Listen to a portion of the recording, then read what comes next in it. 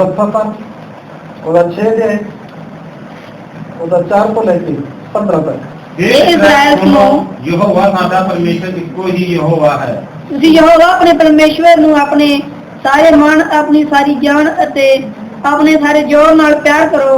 ਅਤੇ ਇਹ ਗੱਲਾਂ ਜਿਨ੍ਹਾਂ ਦਾ ਮੈਂ ਤੁਹਾਨੂੰ ਅੱਜ ਹੁਕਮ ਦਿੰਦਾ ਹਾਂ ਤੁਹਾਡੇ ਹਿਰਦੇ ਉੱਤੇ ਹੋਣ। ਤੁਸੀਂ ਉਹਨਾਂ ਨੂੰ ਆਪਣੇ ਬੱਚਿਆਂ ਨੂੰ ਸਿਖਲਾਓ। ਤੁਸੀਂ ਆਪਣੇ ਘਰ ਬੈਠਿਆਂ, ਰਾਹ ਤੁਰਦਿਆਂ, ਲੇਟਦਿਆਂ ਔਰ ਉੱਠਦਿਆਂ ਉਹਨਾਂ ਦਾ ਚਰਚਾ ਕਰੋ। ਤੁਸੀਂ ਉਹਨਾਂ ਨੂੰ ਨਿਸ਼ਾਨੀਆਂ ਲਈ ਆਪਣੇ ਹੱਥ ਉੱਤੇ ਬੰਨੋ ਅਤੇ ਉਹ ਤੁਹਾਡਿਆਂ ਨੇਤਰਾਂ ਦੇ ਵਿਚਕਾਰ ਸਫੀਦ ਜਿਹੀਆਂ ਹੋਣ। ਤੁਸੀਂ ਉਹਨਾਂ ਨੂੰ ਆਪਣੇ ਘਰ ਦੀਆਂ ਚੁਗਾਠਾਂ ਉੱਤੇ ਅਤੇ ਆਪਣੇ ਫਾਟਕਾਂ ਉੱਤੇ ਲਿਖੋ। ਇਹੋ ਹੋਵੇਗਾ ਕਿ ਜਦ ਯਹੋਵਾ ਤੁਹਾਡਾ ਪਰਮੇਸ਼ਰ ਤੁਹਾਨੂੰ ਉਸ ਧਰਤੀ ਵਿੱਚ ਜਿਹਦੇ ਤੁਹਾਨੂੰ ਦੇਣ ਦੀ ਸਹੁੰ ਤੁਹਾਡੇ ਪਿਓ ਦਾਦਿਆਂ ਨਾਲ ਅਰਥਾਤ ਅਬਰਾਹਮ, ਇਸਹਾਕ ਅਤੇ ਯਾਕੂਬ ਨਾਲ ਖਾਧੀ ਸੀ ਲਿਆਵੇਗਾ, ਨਾਲੇ ਵੱਡੇ ਅਤੇ ਚੰਗੇ ਸ਼ਹਿਰ ਦੇਵੇਗਾ ਜਿਹੜੇ ਤੁਸੀਂ ਨਹੀਂ ਬਣਾਏ, ਅਤੇ ਚੰਗੀਆਂ ਚੀਜ਼ਾਂ ਨਾਲ ਭਰੇ ਹੋਏ ਘਰ ਜਿਹੜੇ ਤੁਸੀਂ ਨਹੀਂ ਭਰੇ, ਅਤੇ ਪੁੱਟੇ ਹੋਏ ਹੌਂਦ ਜਿਹੜੇ ਤੁਸੀਂ ਨਹੀਂ ਪੁੱਟੇ, ਅੰਗੂਰੀ ਬਾਗ ਅਤੇ ਜੈਤੂਨ ਦੇ ਬਿਰਛ ਜਿਹੜੇ ਤੁਸੀਂ ਨਹੀਂ ਲਾਏ, ਜਿਨ੍ਹਾਂ ਤੋਂ ਤੁਸੀਂ ਖਾਓਗੇ ਅਤੇ ਰੱਜ ਜਾਓਗੇ। ਤਾਂ ਤੁਸੀਂ ਚੌਕਸ ਰਹੋ, ਮਤੇ ਤੁਸੀਂ ਯਹੋਵਾ ਨੂੰ ਵਿਸਰ ਜਾਓ ਜਿਹੜਾ ਤੁਹਾਨੂੰ ਮਿਸਰ ਦੇਸ਼ ਤੋਂ ਗੁਲਾਮੀ ਦੇ ਘਰ ਤੋਂ ਕੱਢ ਲਿਆਇਆ। ਯਹੋਵਾ ਆਪਣੇ ਪਰਮੇਸ਼ਵਰ ਤੋਂ ਡਰੋ, ਉਸ ਦੀ ਉਪਾਸਨਾ ਕਰੋ ਅਤੇ ਉਸ ਦੇ ਨਾਮ ਦੀ ਸਹੁੰ ਖਾਓ। ਤੁਸੀਂ ਦੂਜੇ ਦੇਵਤਿਆਂ ਦੇ ਪਿੱਛੇ ਨਾ ਜਾਇਓ, ਅਰਥਾਤ ਉਹਨਾਂ ਲੋਕਾਂ ਦੇ ਦੇਵਤਿਆਂ ਦੇ ਪਿੱਛੇ ਜਿਹੜੇ ਤੁਹਾਡੇ ਆਲੇ ਦੁਆਲੇ ਹਨ। ਕਿਉਂ ਜੋ ਯਹੋਵਾ ਤੁਹਾਡਾ ਪਰਮੇਸ਼ਵਰ ਜਿਹੜਾ ਤੁਹਾਡੇ ਵਿੱਚ ਹੈ ਇੱਕ ਅਣਖ ਵਾਲਾ ਪਰਮੇਸ਼ਵਰ ਹੈ। ਅਜਿਹਾ ਨਾ ਹੋਵੇ ਕਿ ਯਹੋਵਾ ਤੁਹਾਡਾ ਪਰਮੇਸ਼ਵਰ ਦਾ ਕ੍ਰੋਧ ਤੁਹਾਡੇ ਉੱਤੇ ਭੜਕੇ ਅਤੇ ਉਹ ਤੁਹਾਨੂੰ ਜ਼ਮੀਨ ਉੱਤੋਂ ਮਿਟਾ ਦੇਵੇ। ਪਰਮੇਸ਼ਵਰ ਦਾ ਬਹੁਤ ਧੰਨਵਾਦ ਜਿਨ੍ਹਾਂ ਨੇ ਆਪਣੇ ਪਵਿੱਤਰ ਵਚਨਾਂ ਨੂੰ ਲਿਖ ਕੇ ਸਾਡੇ ਵਿੱਚ ਦਿੱਤਾ ਗਾ, ਔਰ ਇਹ ਵਚਨ ਪਵਿੱਤਰ ਆਤਮਾ ਦੀ ਅਗਵਾਈ ਵਿੱਚ ਲਿਖਵਾਇਆ ਗਿਆ ਹੈ ਔਰ ਬੜੀ ਸੱਚਾਈ ਦੇ ਨਾਲ ਪਵਿੱਤਰ ਆਤਮਾ ਨੇ ਇਸ ਨੂੰ ਲਿਖਿਆ ਹੈ। ਔਰ ਬਾਈਬਲ ਦੇ ਵਿੱਚ ਲਿਖਿਆ ਹੈ ਕਿ ਜੇ ਤੁਸੀਂ ਸੱਚਾਈ ਨੂੰ ਜਾਣੋਗੇ ਤਾਂ ਸੱਚ ਤੁਹਾਨੂੰ ਜਾਣ ਕਰੇਗਾ। ਸਾਡੇ ਪਰਮੇਸ਼ਰ ਦਾ ਜਿਹੜਾ ਵਚਨ ਹੈ ਉਹ ਸੱਚਾਈ ਦੇ ਰਾਹੋਂ ਆਪਣੇ ਲੋਕਾਂ ਨੂੰ ਆਜ਼ਾਦੀ ਦਾ ਕੰਮ ਕਰਦਾ ਅਸੀਂ ਦੇਖ ਰਹੇ ਹਾਂ। ਉਹ ਪਰਮੇਸ਼ਰ ਜਿਹੜੇ ਅਬਰਾਹਮ, ਇਸਹਾਕ ਔਰ ਯਾਕੂਬ ਦੇ ਪਰਮੇਸ਼ਰ ਮੰਨੇ ਜਾਂਦੇ ਨੇ। ਅੱਜ ਅਗਰ ਪੁਰਾਣੇ ਨਿਯਮ ਦੇ ਵਿੱਚ ਪਿਤਾ ਪਰਮੇਸ਼ਰ ਨੂੰ ਜਾਣਿਆ ਜਾਂਦਾ ਹੈਗਾ, ਜ਼ਿਆਦਾਤਰ ਅੱਜ ਲੋਕ ਇਸ ਗੱਲ ਤੋਂ ਜਾਣਦੇ ਨੇ। ਪ੍ਰਾਰਥਨਾ ਵਿੱਚ ਵੀ ਕਈ ਵਾਰ ਇਹ ਸ਼ਬਦ ਸੁਣਨ ਨੂੰ ਮਿਲਦਾ ਹੈਗਾ, ਇਹ ਪਰਮੇਸ਼ਰ ਤੁਸੀਂ ਜੋ ਅਬਰਾਹਮ, ਇਸਹਾਕ ਔਰ ਯਾਕੂਬ ਦੇ ਪਰਮੇਸ਼ਰ ਹੋ। ਸਾਡਾ ਜਿਹੜਾ ਪਰਮੇਸ਼ਰ ਇਜ਼ਰਾਈਲ ਦਾ ਪਰਮੇਸ਼ਰ ਹੈ, ਉਹ ਸਰਵ ਸ਼ਕਤੀਮਾਨ, ਉਹ ਆਪਣੇ ਕੰਮ ਨੂੰ ਕਰਨ ਦੇ ਵਿੱਚ ਕਦੇ ਦੇਰੀ ਨਹੀਂ ਕਰਦੇ। ਬੜੇ ਅਨੋਖੇ ਢੰਗ ਦੇ ਨਾਲ, ਇੱਕ ਹੈਰਾਨੀਜਨਕ ਤਰੀਕੇ ਦੇ ਨਾਲ ਇਨਸਾਨ ਦੀ ਜ਼ਿੰਦਗੀ ਵਿੱਚ ਕੰਮ ਕਰਨ ਦੀ ਸਮਰੱਥ ਰੱਖਦੇ ਨੇ। ਏਦਾਂ ਦੀ ਹੈਰਾਨੀ ਵਾਲੀ ਗੱਲ ਪਵਿੱਤਰ ਬਾਈਬਲ ਦੇ ਵਿੱਚ ਦੇਖਣ ਨੂੰ ਮਿਲਦੀ ਹੈ ਕਿ ਅਬਰਾਹਮ ਜੋ ਬੇਸਮਾਨਾ ਦਾ ਬਾਪ ਗਿਣਿਆ ਜਾਂਦਾ ਹੈ, ਤਾਂ ਉਹਦੇ ਕੋਲ ਜਦੋਂ ਅਬਰਾਹਮ ਉਹਦੇ ਬਾਅਦ ਵਿੱਚ ਆਇਆ ਤਾਂ ਉਹਦੇ ਕੋਲ ਇੱਕ ਪੁੱਤਰ ਹੋਇਆ, ਉਹਦਾ ਨਾਮ ਇਸਹਾਕ ਰੱਖਿਆ ਗਿਆ। ਔਰ ਉਹਦੇ ਕੋਲ ਜਿਹੜਾ ਉਹਦੀ ਪਤਨੀ ਸਾਰਾ ਤੋਂ ਪ੍ਰਾਪਤ ਹੋਇਆ ਸੀਗਾ, ਉਹਦਾ ਇੱਕੋ ਹੀ ਪੁੱਤਰ ਸੀ, ਇਸਹਾਕ। ਔਰ ਪਰਮੇਸ਼ਵਰ ਨੇ ਦੇਖਿਆ ਕਿ ਅਬਰਾਹਮ ਹੈ ਜਿਹੜਾ ਉਹ ਕਾਫੀ ਨੇਚਰ ਵਿੱਚ, ਵਿਸ਼ਵਾਸ ਵਿੱਚ ਵਧ ਰਿਹਾ ਹੈ, ਕਾਫੀ ਦੁਨੀਆ ਦੇ ਉੱਪਰ ਇਹਦਾ ਨਾਮ ਹੋ ਚੁੱਕਿਆ ਹੈ, ਲੋਕ ਇਹਨੂੰ ਬੜੀ ਇੱਜ਼ਤ ਪੱਤ ਦਿੰਦੇ ਹੈ। ਇੱਕ ਵਾਰ ਕੀ ਹੋਇਆ ਕਿ ਜਿਸ ਪਰਮੇਸ਼ਵਰ ਨੇ ਉਸਨੇ ਸਭ ਕੁਝ ਦਿੱਤਾ ਸੀ, ਧਨ ਦੌਲਤ, ਇੱਜ਼ਤ, ਮਾਨ, ਮਰਿਆਦਾ, ਸਭ ਕੁਝ ਜੋ ਪਰਮੇਸ਼ਵਰ ਨੂੰ ਦਿੱਤਾ ਸੀਗਾ। ਇੱਕ ਵਾਰ ਅਜਿਹਾ ਸਮਾਂ ਹੋਇਆ ਕਿ ਪਰਮੇਸ਼ਵਰ ਨੇ ਕਿਹਾ ਇਹ ਇਸਹਾਕ ਜਿਹੜੀ ਤੈਨੂੰ ਤੇਰੀ ਮੇਰਾ ਪਿਆਰੀ ਚੀਜ਼ ਹੈ ਤੇ ਮੈਨੂੰ ਉਹ ਦੇ, ਉਹਨੂੰ ਮੇਰੇ ਲਈ ਕੁਰਬਾਨ ਕਰ ਦੇ। ਔਰ ਅਬਰਾਹਮ ਦੇ ਲਈ ਉਹਦੀ ਇੱਜ਼ਤ ਤੋਂ ਵੱਧ ਕੇ, ਉਹਦੇ ਸੋਨੇ ਚਾਂਦੀ ਤੋਂ ਵੱਧ ਕੇ ਪਤਨੀ ਤੋਂ ਵੱਧ ਕੇ ਉਹਦਾ ਪੁੱਤਰ ਉਹਦੇ ਲਈ ਬੜਾ ਪ੍ਰਿਯ ਸੀਗਾ, ਬੜਾ ਪਿਆਰਾ ਸੀਗਾ। ਤੇ ਜਦੋਂ ਪਰਮੇਸ਼ਵਰ ਨੇ ਕਿਹਾ ਇਹਦੀ ਕੁਰਬਾਨੀ ਨਹੀਂ ਮਿਲੇ ਤਾਂ ਉਸ ਸਮੇਂ ਇਸਹਾਕ ਦੀ ਜਿਹੜੀ ਉਮਰ ਹੈ ਉਹ ਲਗਭਗ 33 ਸਾਲ ਦੀ ਸੀਗੀ। ਬਾਈਬਲ ਦੇ ਵਿੱਚ ਇਹਦਾ ਜ਼ਿਕਰ ਘੱਟ, ਬਹੁਤ ਹੀ ਘੱਟ, ਲੇਕਿਨ ਇਤਿਹਾਸ ਦੇ ਵਿੱਚ ਮਿਲਦਾ ਹੈ। ਲਗਭਗ 33 ਸਾਲ ਦੀ ਉਮਰ ਇਸਹਾਕ ਦੀ। ਔਰ ਜਦੋਂ ਪਰਮੇਸ਼ਵਰ ਨੇ ਕਿਹਾ ਕਿ ਇਹਨੂੰ ਮੇਰੇ ਲਈ ਕੁਰਬਾਨ ਕਰ ਦੇ, ਔਰ ਉਸ ਤੋਂ ਬਾਅਦ ਇਸਹਾਕ ਅਬਰਾਹਮ ਬੜੀ ਖੁਸ਼ੀ ਨਾਲ ਉੱਠਿਆ ਔਰ ਤੜਕੇ ਉਹਨੂੰ ਲੈ ਕੇ ਗਿਆ। ਤੜਕੇ ਉੱਠਿਆ, ਗਦੀ ਉੱਪਰ ਪੁਰਾਣਾ ਕੱਟਿਆ, ਲੱਕੜਾਂ ਚੀਰੀਆਂ, ਲੱਕੜਾਂ ਲਈਆਂ, ਆਪਣੇ ਪੁੱਤਰ ਇਸਹਾਕ ਨੂੰ ਲਿਆ ਤੇ ਆਪਣੇ ਨਾਲ ਦੋ ਨੌਕਰਾਂ ਨੂੰ ਲਿਆ ਤੇ ਉੱਥੋਂ ਨਿਕਲ ਤੁਰਿਆ। ਆਪਾਂ ਪਰਮੇਸ਼ਰ ਦੇ ਪਵਿੱਤਰ ਵਚਨ ਦੇ ਵਿੱਚ ਹੁਣ ਥੋੜਾ ਜਿਹਾ ਸਫਾਈ ਨਾਲ ਦੇਖਾਂਗੇ। ਉਸ ਪਰ ਉਹਦਾ ਭਾਈ ਵਧਿਆ ਹੈ।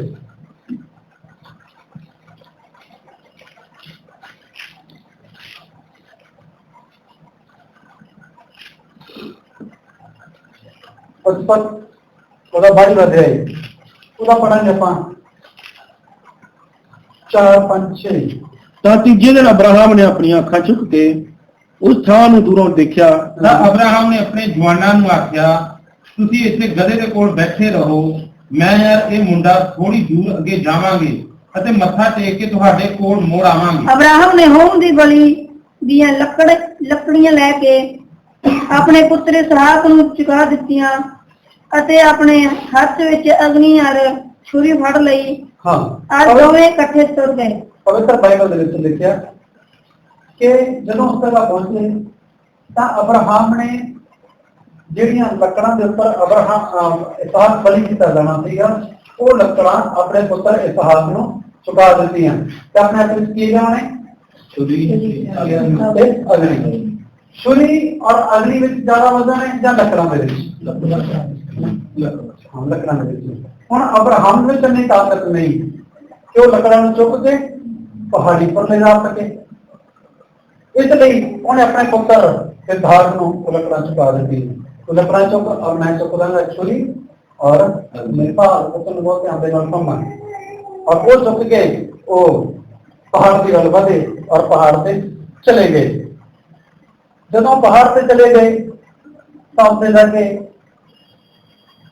ਅਬਰਾਹਮ ਨੇ ਦਿਗਵੇਦੀ ਬਣਾਈ, ਲੱਕੜਾਂ ਨੂੰ ਚਿਣਿਆ ਔਰ ਪਤਾ ਸੀਗਾ ਕਿ ਅੱਜ ਇਸਹਾਕ ਦੀ ਕੁਰਬਾਨੀ ਹੈ ਤੇ ਇਸਹਾਕ ਨੂੰ ਬੰਨਿਆ। ਤੇ ਬਾਈਬਲ ਦੇ ਵਿੱਚ ਲਿਖਿਆ ਹੈਗਾ ਕਿ ਉਹਨੂੰ ਲੱਕੜਾਂ ਦੇ ਉੱਪਰ ਰੱਖ ਦਿੱਤਾ ਗਿਆ। ਹੁਣ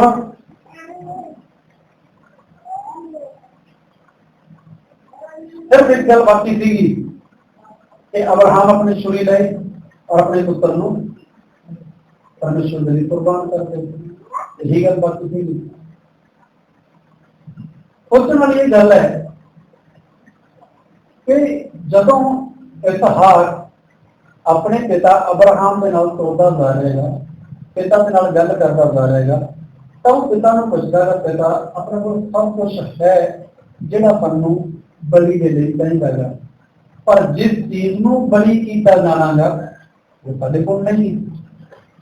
ਅਬਰਾਹਮ ਨੇ ਉਹਨੂੰ ਉੱਤਰ ਦਿੱਤਾ ਕਿ ਉਹਦਾ ਇੰਤਜ਼ਾਮ ਪਰਮੇਸ਼ਵਰ ਆਪੇ ਕਰ ਦੂਗਾ, ਆਪੇ ਕਰ ਦੂਗਾ। ਇਸਹਾਕ ਵੀ ਉਹਦੇ ਨਾਲ ਚੱਲਿਆ ਜਾ ਰਿਹਾ ਤੇ ਠੀਕ ਹੈ, ਜਦੋਂ ਪਰਮੇਸ਼ਵਰ ਦੇ ਇੰਤਜ਼ਾਮ ਕਰੂਗਾ ਠੀਕ ਹੈ, ਆਪਾਂ ਨਾਲ ਚੱਲਦੇ ਹਾਂ। ਪਰ ਜਦੋਂ ਲੱਕੜਾਂ ਚੁਣ ਦਿੱਤੀਆਂ ਗਈਆਂ, ਜਦੋਂ ਇਸਹਾਕ ਨੂੰ ਬੰਨਿਆ ਹੋਏਗਾ,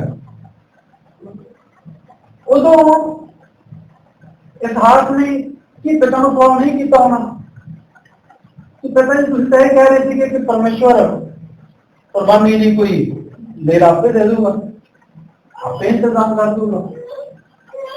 ਪਰ ਤੁਸੀਂ ਤਾਂ ਮੈਨੂੰ ਬੰਨ ਕੇ ਮੈਨੂੰ ਕੁਰਬਾਨ ਕਰਨ ਦੇ ਲਈ ਜਾ ਰਹੇ। ਹੁਣ ਦੇਖਿਆ ਜਾਏ ਤਾਂ ਇਸਹਾਕ ਹੈ ਜਿਹੜਾ ਉਹ ਪੂਰੀ ਜਵਾਨੀ ਦੇ ਵਿੱਚ ਸਾਡੇ ਇੱਥੇ 33 ਸਾਲ ਦਾ ਲੜਕਾ ਬਤਾਉਣ ਹੈ।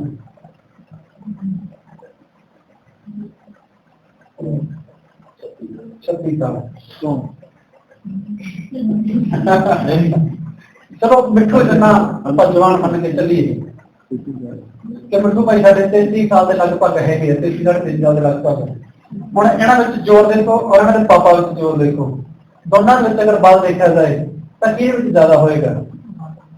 ਸੋ ਦੇਖਿਆ ਜਾਏ ਇਹਨਾਂ ਦੇ ਪਾਪਾ ਦੀ ਉਮਰ ਬਹੁਤ ਘੱਟ ਹੈ, ਲੇਕਿਨ ਅਬਰਾਹਮ ਦੀ ਉਮਰ 133 ਸਾਲ ਦੇ ਲਗਭਗ, 133 ਦੇ ਲਗਭਗ।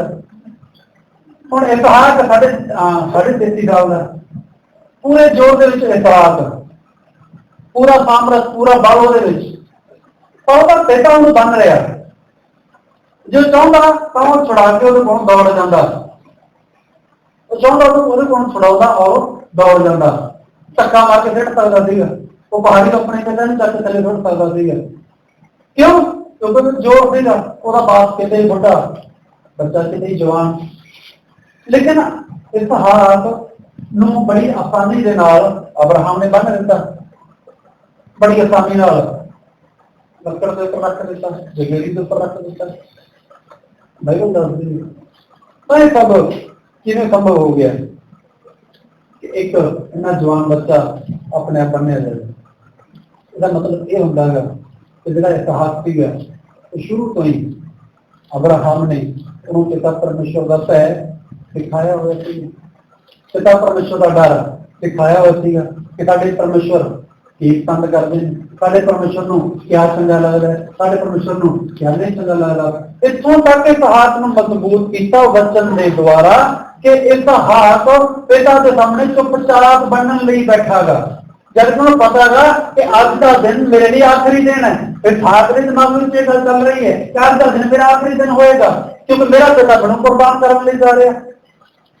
ਮੈਂ ਕਿਉਂ ਆਪਣੀ ਜ਼ਿੰਦਗੀ ਨੂੰ ਇੱਥੇ ਸਮਾਪਤ ਕਰਾਂ? ਮੈਂ ਆਪਣੀ ਜ਼ਿੰਦਗੀ ਜੀ ਸਕਦਾ। ਲੇਕਿਨ ਇਤਿਹਾਸ ਬੜੀ ਆਸਾਨੀ ਨਾਲ ਆਪਣੇ ਪਿਤਾ ਦੇ ਅੱਗੇ ਪਿਆ, ਪਿਤਾ ਨੇ ਹੱਥ ਬੰਨੇ, ਪੈਰ ਬੰਨੇ ਔਰ ਜ਼ਮੀਨ ਦੇ ਉੱਪਰ ਖੁਦ ਇਤਿਹਾਸ ਆਪ ਹੀ ਦੇ ਦਿੱਤੇ। ਕਿਉਂ?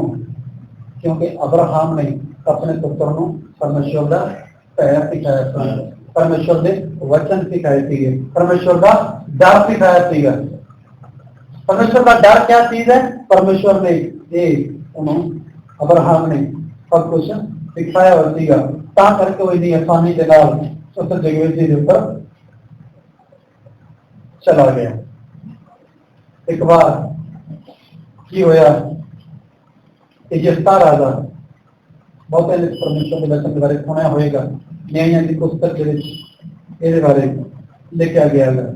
ਨਿਆਂਇਆਂ ਦਾ ਖਤ ਉਹਦਾ 11ਵਾਂ ਅਧਿਆਇ ਉੱਥੇ ਦੇ ਬਾਰੇ ਲਿਖਿਆ ਗਿਆ ਹੈ।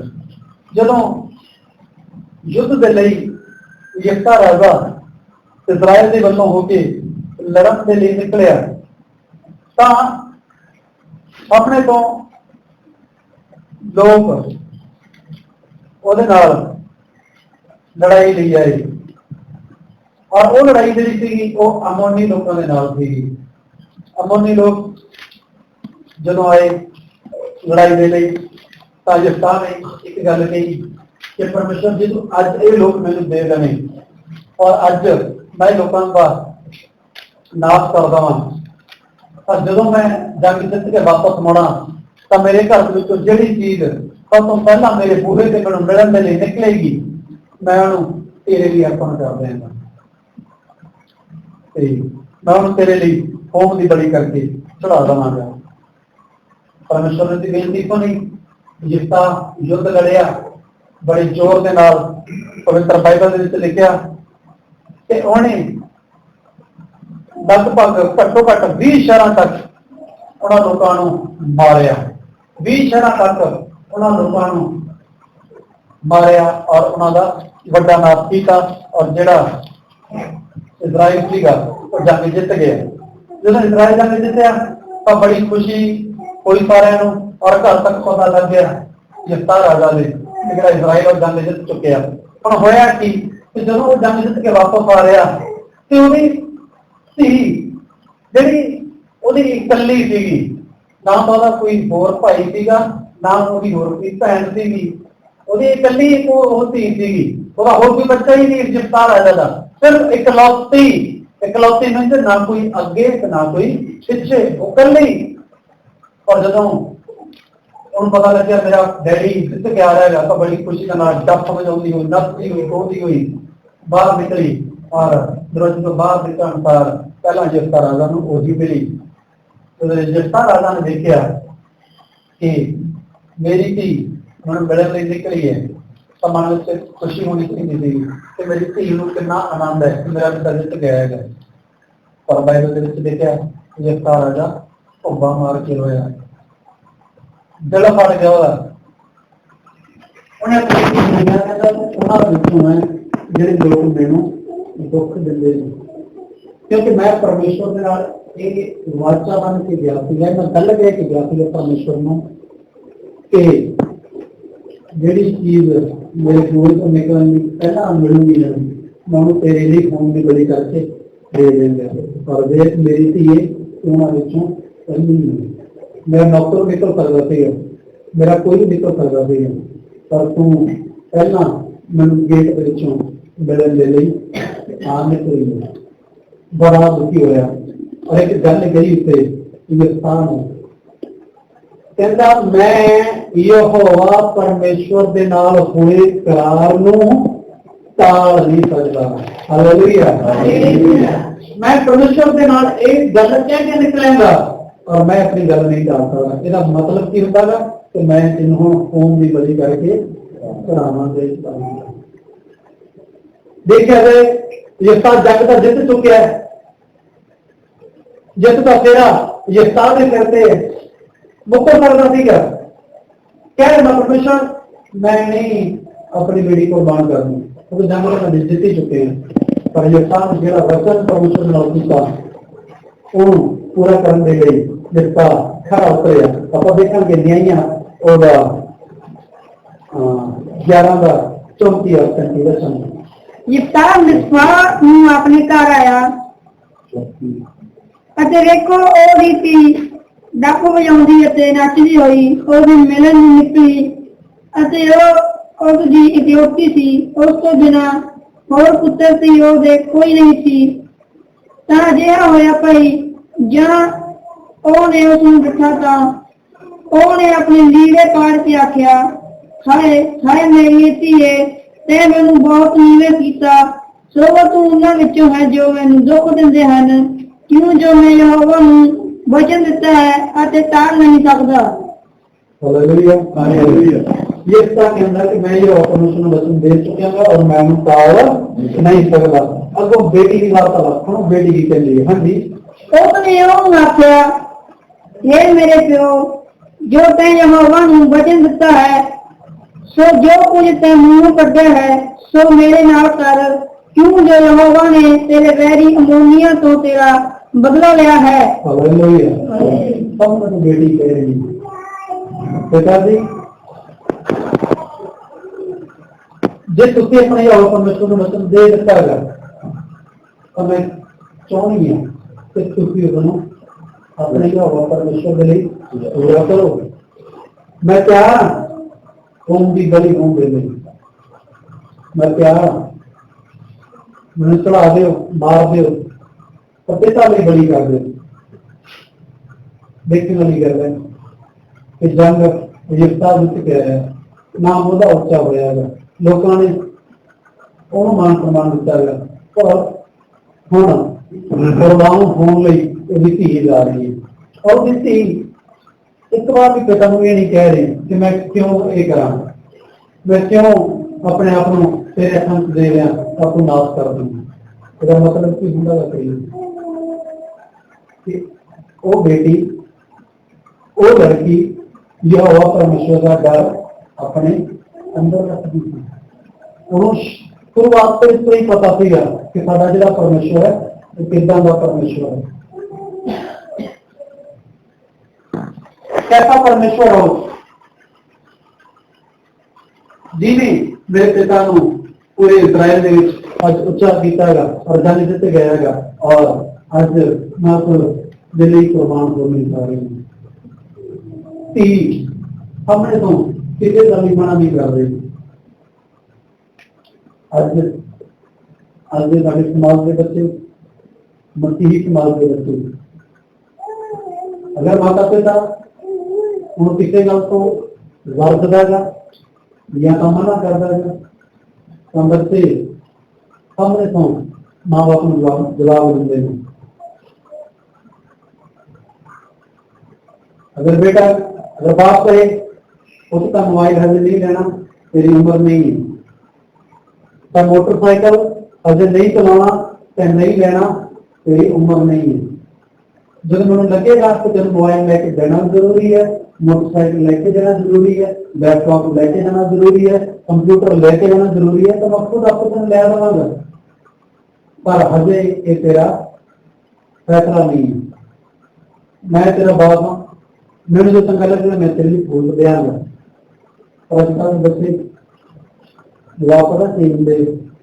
ਤੁਹਾਡੇ ਦਾ ਜ਼ਮਾਨਾ ਹੋਰ ਸੀਗਾ, ਉਦੋਂ ਲੋਕ ਸਾਈਕਲ ਤੇ ਸਕੂਲ ਚਲੇ ਜਾਂਦੇ ਸੀਗੇ, ਉਦੋਂ ਸਾਈਕਲ ਤੇ ਸਕੂਲ ਚਲੇ ਜਾਂਦੇ ਸੀਗੇ।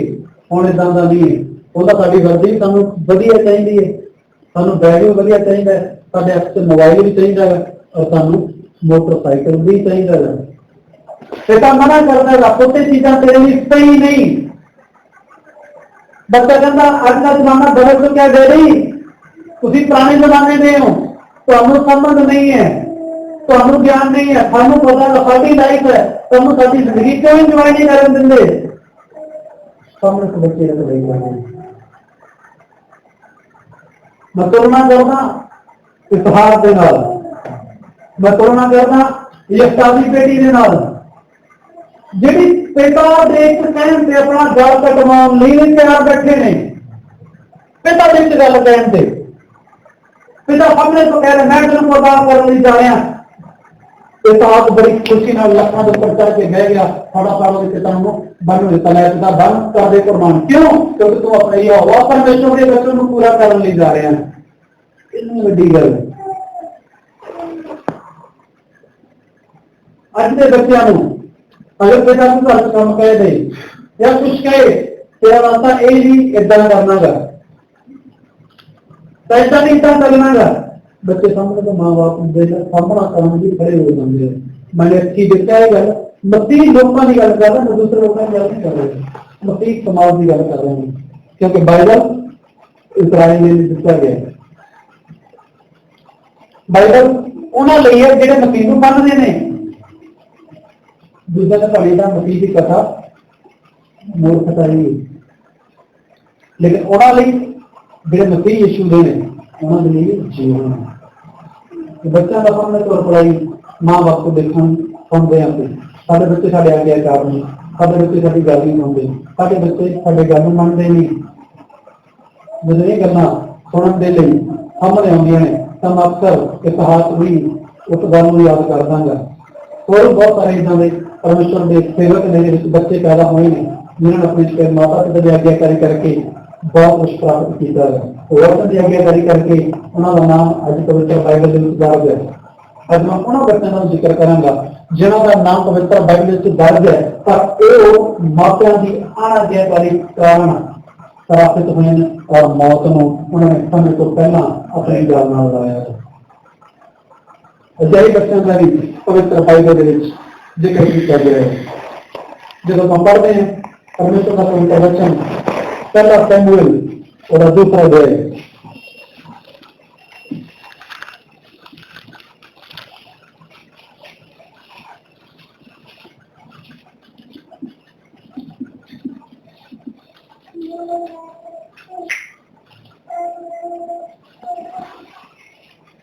तो पढ़ेंगे बाई वचन।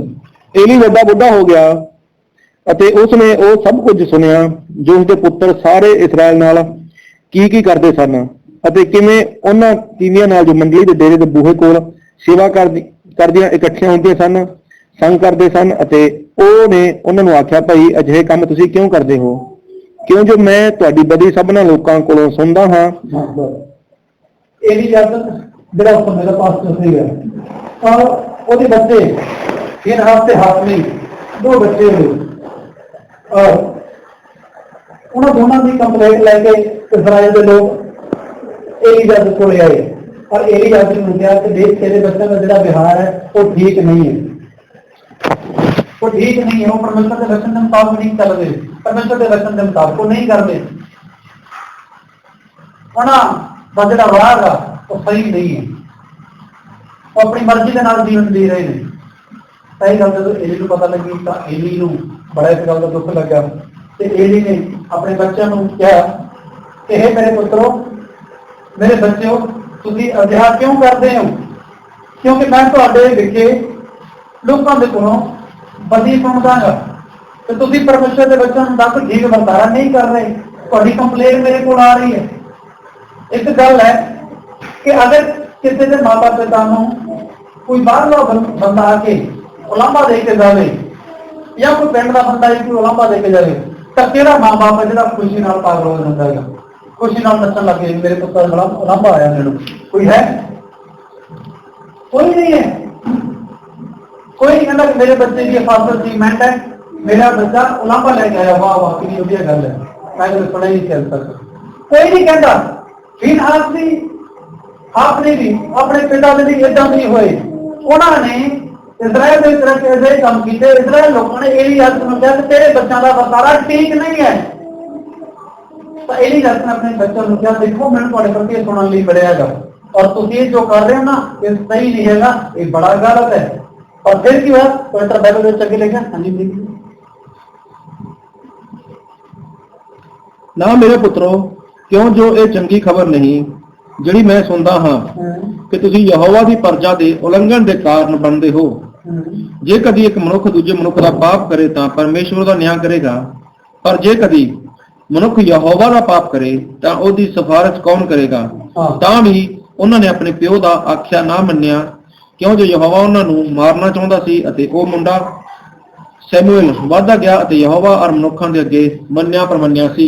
ਬਾਈਬਲ ਦੇ ਵਿੱਚ ਲਿਖਿਆ कि एली ने उन्होंने समझाया और क्या कि देखो अगर मनुष्य का पाप करे तो परमेश्वर की बेनती की जा सकती है, पर जब मनुष्य परमेश्वर का ही पाप करे तो फिर बेनती की जाए? बेनती की जाए तुम इदा का पाप कर रहे हैं तो परमेश्वर इस गल नहीं कदे माफ नहीं करेगा। इसलिए तुम रास्ता छो, मुड़ो, त्यागो। माँ बाप बच्चों किसी डांटता है ताकि अपना बुरा राह छड़ देन, अपना बुरा राह त्याग देना। पर होंदा की है बच्चे अपना करते हैं। बाइबल में लिखा फिनहास ते हाफनी इन्हां दोनों ने अपने पिता की गल नूं ना गौलिया, अपने पिता की गल नूं ना मन्निया। जदों इन्हां ने अपने पिता की गल नूं ना मन्निया, ना अपने पिता की गल नूं सुनिया, तो एक दिन अजिहा आया फ्री ਉਹਦੇ ਦੋਏ ਪੁੱਤਰ ਫਿਨਹਾਸ ਤੇ ਹਾਫਨੀ ਇੱਕ ਯੁੱਧ ਦੇ ਵਿੱਚ ਮਾਰੇ ਗਏ। ਪਰਮੇਸ਼ਰ ਦੇ ਪਵਿੱਤਰ ਵਚਨ ਦੇ ਵਿੱਚ ਪਹਿਲਾ ਸੈਮੂਅਲ ਦਾ ਚੌਥਾ ਅਧਿਆਇ ਉਹਦੇ 17 ਵਚਨ ਦੇ ਵਿੱਚ ਲਿਖਿਆ ਹੈਗਾ। ਇੱਕ ਵਾਰ ਪੜ੍ਹ ਲਓ ਪਹਿਲਾ ਸੈਮੂਅਲ ਚੌਥਾ ਅਧਿਆਇ ਉਸ ਅਧਿਕਾਰੀ ਨੇ ਉੱਤਰ ਦੇ ਕੇ ਆਖਿਆ, ਇਸਰਾਇਲ ਨੇ ਫਿਲਿਸਤੀਆਂ ਦੇ ਅੱਗੋਂ ਭਾਜ ਖਾਧੀ ਅਤੇ ਲੋਕਾਂ ਵਿੱਚ ਵੱਡੀ ਵਾੜ ਹੋਈ ਅਤੇ ਤੇਰੇ ਦੋਵੇਂ ਪੁੱਤਰ ਹਾਫਨੀ ਅਤੇ ਫਿਨਹਾਸ ਮਰ ਗਏ ਅਤੇ ਪਰਮੇਸ਼ਵਰ ਦਾ ਸੰਦੂਕ ਖੁੱਸ ਗਿਆ। ਹਾਂ ਬਸ ਇਹ ਲਿਖਿਆ ਬਾਈਬਲ ਦੇ ਵਿੱਚ ਕਿ ਤੇਰੇ ਦੋਵੇਂ ਪੁੱਤਰ ਕਿਹਦੇ ਏਲੀ ਦੇ ਕੀ ਹੋਇਆ? ਮਰ ਗਏ। ਦੋਨੇ ਮਰ ਗਏ, ਦੋਨੇ ਜਵਾਨ, ਦੋਨੇ ਹੀ ਤਕੜੇ ਸਰੀਰ ਦੇ ਵਿੱਚ, ਪਰ ਉਹਨਾਂ ਦਾ ਜਵਾਨੀਪਨ, ਉਹਨਾਂ ਦਾ ਜੋਰ, ਉਹਨਾਂ ਦਾ ਬਲ ਉਹਨਾਂ ਦੀ ਮੌਤ ਤੋਂ ਉਹਨਾਂ ਨੂੰ ਲੁਕਾ ਨਹੀਂ ਸਕਿਆ, ਛੁਡਾ ਨਹੀਂ ਸਕਿਆ। ਕਾਰਨ ਕੀ? ਸਾਹਮਣਾ ਕਿਹਦਾ ਕੀਤਾ? ਯਹੋਵਾ ਪਰਮੇਸ਼ਵਰ ਦਾ। ਮਨਾ ਕੀਤਾ ਇਜਾਜ਼ਤ ਨੇ ਕਿ ਤੁਹਾਡੇ ਵਿੱਚ ਜਿਹੜੀ ਮੈਂ ਕੰਪਲੇਂਟ ਕਰ ਰਿਹਾ ਹਾਂ ਇਹ ਸਹੀ ਨਹੀਂ, ਮੈਂ ਸੁਣ ਰਿਹਾ ਸਹੀ ਨਹੀਂ ਹੈ, ਤੁਸੀਂ ਪਰਮੇਸ਼ਵਰ ਦੇ ਨਾਲ ਸਹੀ ਨਹੀਂ ਚੱਲਦੇ। ਇਸ ਲਈ ਯਹੋਵਾ ਪਰਮੇਸ਼ਵਰ ਦਾ ਕ੍ਰੋਧ ਤੁਹਾਡੇ ਉੱਪਰ ਭੜਕੇਗਾ ਔਰ ਤੁਸੀਂ ਨਾ ਜਾ ਸਕਦੇ ਹੋ। ਪਰ ਉਹਦੇ ਪੁੱਤਰਾਂ ਨੇ ਸੁਣਿਆ ਹੀ ਨਹੀਂ, ਗੌਰੇ ਨਹੀਂ ਇਸ ਗੱਲ ਨੂੰ, ਔਰ ਦੋਨੇ ਮੌਤ ਦੇ ਮੂੰਹ ਵਿੱਚ ਚਲੇ ਗਏ। ਡਾਂਟਿਆ ਪਿਤਾ ਨੇ ਪਰ ਨਹੀਂ ਮੰਨੀ। Hallelujah, hallelujah, hallelujah. ਸਾਡੇ ਪਰਮੇਸ਼ਵਰ ਸਰਵ ਸ਼ਕਤੀਮਾਨ ਪਰਮੇਸ਼ਵਰ ਨੇ ਜੋ ਆਪਣੇ ਕੰਮ ਨੂੰ ਹਮੇਸ਼ਾ ਆਪਣੇ ਸਮੇਂ ਸਿਰ ਪੂਰਾ ਕਰਦੇ ਨੇ। ਅੱਜ ਤੁਸੀਂ ਪਰਮੇਸ਼ਵਰ ਦੇ ਵਚਨ ਨੂੰ सुन रहे हैं। अज के कई मसीह लोग, मसीह समाज के लोग, मैं एक गल कहना कि वो ना अपने बच्चों के लिए रिश्ता ज्यादातर लभते हैं। ਅਸੀਂ एक परिवार ਵਿੱਚ गए, ਉਹਨਾਂ ਦਾ ਇੱਕ बेटा ਸੀਗਾ ਤੇ ਜਦੋਂ ਗੱਲਬਾਤ ਹੋਈ ਉਹ ਕਹਿੰਦੇ ਕਿ ਆਪਣੇ ਬੱਚੇ ਦਾ ਰਿਸ਼ਤਾ ਤੈਅ ਕਰਨਾ ਚਾਹੁੰਦੇ ਨੇ ਤੇ ਕੋਈ ਮਸੀਹੀ ਲੜਕੀ ਦੇਖਿਓ। ਸਭ ਨੇ ਸਵਾਲ ਕੀਤਾ ਕਿ ਤੁਹਾਡਾ ਬੇਟਾ ਚਰਚ ਜਾਂਦਾ ਹੈਗਾ? ਕਹਿੰਦੇ ਨਹੀਂ ਜੀ। ਬਾਈਬਲ ਪੜ੍ਹਦਾ ਹੈਗਾ? ਕਹਿੰਦੇ ਨਹੀਂ ਜੀ। ਪ੍ਰਾਰਥਨਾ ਕਰਦਾ ਹੈਗਾ? ਕਹਿੰਦੇ ਨਹੀਂ ਜੀ। ਮਸੀਹ ਨੂੰ ਮੰਨਦਾ? ਕਹਿੰਦੇ ਹਾਂ ਜੀ। मैं ये कितना का बन रहा है? ना वो बाइबल पढ़ता, ना वो प्रार्थना करता, ना वो जीवन से मसीह का नाम है, ना वो चर्च जाता, पता ही नहीं। तो फिर मसीह किवें होया? किवें मसीह होया हो? तुसीं इतने सालों तो मसीह दे चलते आ रहे हो, कि अपने बच्चों को कभी सिखाया नहीं? उन्होंने तो जवाब दिता, कहते जी ये सोचते मेरे चलो बच्चे ने अभी जितने पर क्यों बाइबल का भार पाना, बाइबल का की पाना, ऐसी बच्चों पर की भार पाना बाइबल का। इन्होंने की पता परमेश्वर की है? इन्होंने की पता यहोवा परमेश्वर कौन है? इन्होंने की पता यीशु मसीह कौन है? बच्चे नूं बच्चा समझ के छड़ता और बच्चा अपनी मर्जी का जीवन जीता रहे। टीवी के कार्टून देखो, फिल्मा देखो, पवित्र मोबाइल है तो मोबाइल पे यार दोस्तों नाल बैठता चैट फेसबुक पता नहीं की इस्तेमाल करने लग गया। कौन जो बच्चा बड़ा होया हम कहते पुत बाइबल चक लै, तो प्रार्थना कर लै, चर्च चला जा, तो सब अखा कट के रहूंगा मैं पढ़ा बाइबल, मैं जाना चर्च। पता की करते लोग? बड़े दरख्त को रस्सी पा के मोड़न की कोशिश करते हैं, और नहीं मुड़ता, टुटेगा, मुड़ता नहीं। क्यों? जिस बूटे नूं तुसीं ला रहे हो, एक तुहाडी इच्छा है कि तुसीं बूटे नूं किसी वाल नहीं झुका सकते हो, उसकी रस्सी पाओ, जिसनों तुसीं बन्नोगे उधर नूं मुड़ेगा। मैंने मेरे घर में वेल लाई और मैंने वो वेल की रस्सी पा के अपने गेट के ऊपर दी पूरा घुमाया, मैं बड़ी सोहनी लग्या करेगी। वेल इन्नी फैल गई बहुत ज्यादा, पत्ते झड़ के घर में थोड़ा जा गाह जा फैल लग गया। तो मैं भी उन्होंने ये वेल नूं रस्ता पा के मोड़ के दूसरे पासे कर देना, वड्डी हो चुकी थी।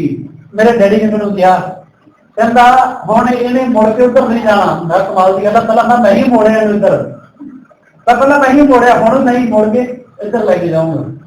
कहता ठीक है मोड़ ला। मैं रस्ता पाया पकड़ा ला, कोठे के ऊपर खिंच के उन्होंने खिंचा झूड़ा मारता ले आया उधर। जो सीधी हो गई इधर झूड़ा पाया तो टुट गई वो चाल, सारी वेल मेरे घर आ गई। वो तना कला खड़ा रह गया। मेरा डैडी देख रहा थे, कहना मैं पहला क्या थे भी ये जिधर मतलब पहला मोड़ चुकिया उधर ही मुड़ूगी। और अगर तुम बदलना चाहना ये मुड़ती नहीं, टुट जाओगी। क्यों? मोड़ों से अकड़ापन आ चुका, तकड़ी हो चुकी है। उन्होंने पता लग गया हूँ मैं सामर्थी और तोड़ नहीं सकता। मैं अखा देखा और मेरी जिंदगी का प्रैक्टिकल है, मैं देखा है प्रैक्टिकल किया मैंने इस चीज का। परमेश्वर ने वचन दे विच बड़ी जगह लिख के दिता, बड़ी जगह लिख के दिता कि तुसी अपने बच्चों नूं ओहदा ठीक राह सिखलाओ, कहोता ओहदा सही रहा है।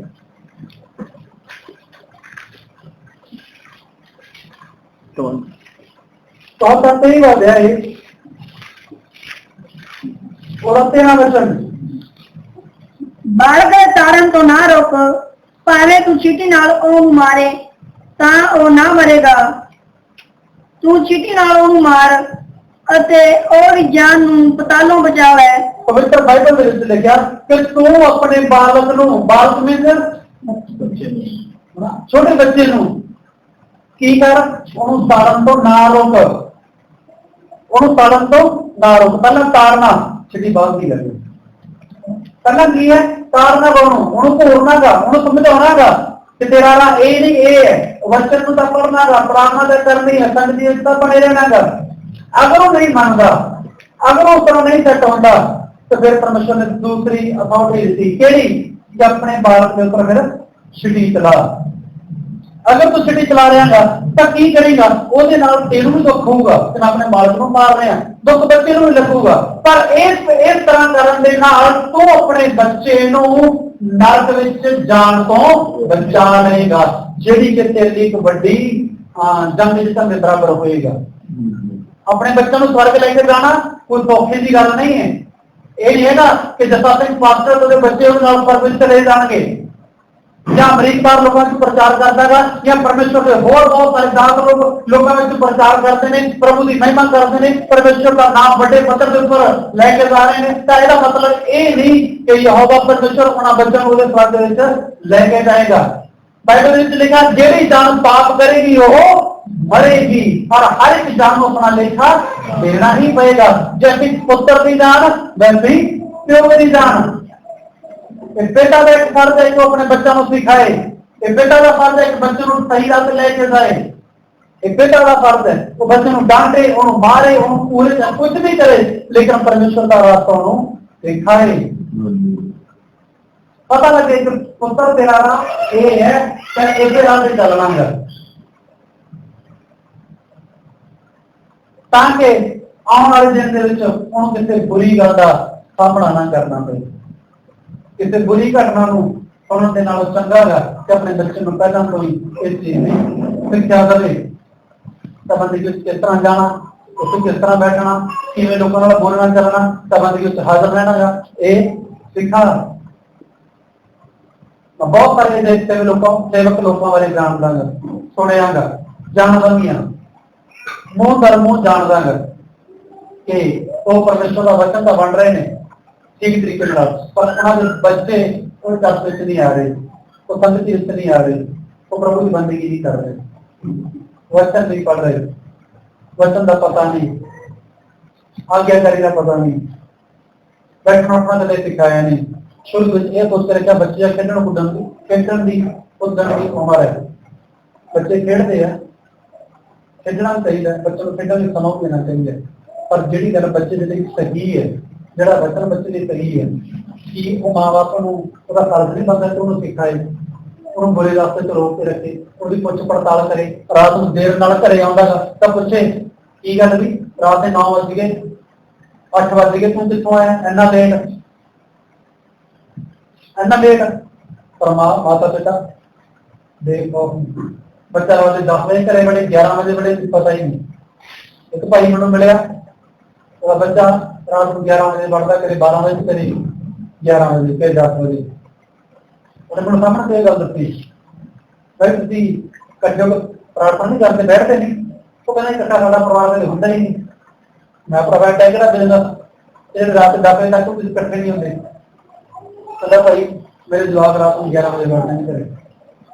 बाकी गल बच्चों घूरते नहीं, वचन सिखाते नहीं, वो बंदा भी चलो न्याणे आपे सुधर जाने, आपे चल चुल पैणगे।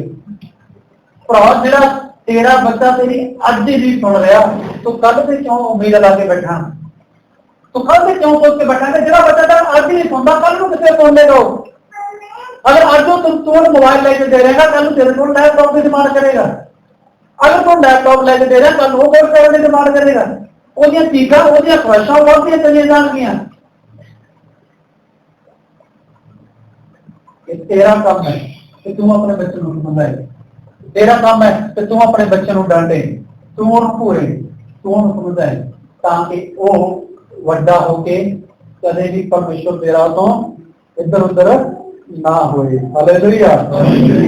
ਹਾਂ ਕਹੋ ਤਾਂ ਉਹਦਾ ਬਾਈਬਲ ਹੈ, ਉਹਦੇ 6 ਵਚਨ ਦੇ ਵਿੱਚ ਲਿਖਿਆ ਹੈ ਕਿ ਤੇਰੇ ਪਿੱਛੇ बालक नूं ओहदा ठीक राह सिखला, बाइबल दे विच लिखा कि बच्चे नूं ओहदा ठीक राह सिखला, तां वड्डा होके भी उस तो कभी ना हटेगा। हां, ताकि वो वड्डा होके भी उस तो कभी वो नहीं हटेगा। Hallelujah, hallelujah. तो कभी नहीं हटेगा। फिर ਆਪਾਂ ਪੜਾਂਗੇ 19 ਦਾ 18 वचन। जब तक याद है अपने पुत्र नूं ताड़, पर ਉਹਦੇ ਨਾਲ ਉੱਤੇ ਆਪਣਾ जी नाल।